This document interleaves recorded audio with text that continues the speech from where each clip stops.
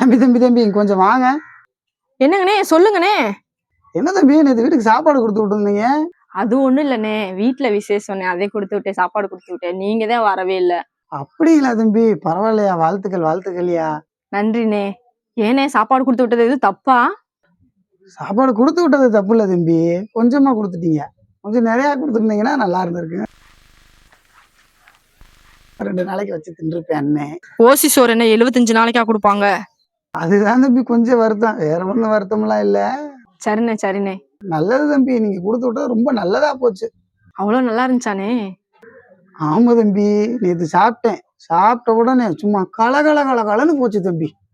குடிக்கிட்டு போச்சு. காட்டாத்து வெள்ளை மாதிரி போகுது தம்பி. போன மாசம் மாத்திரை போட்டேன் தம்பி, அதுக்கு கூட கேட்கல, சரியா போகல. நேற்று வந்து சாப்பாடு சாப்பிட்டேன், பிச்சுக்கிட்டு போயிருச்சு. நல்ல மருந்து தம்பி.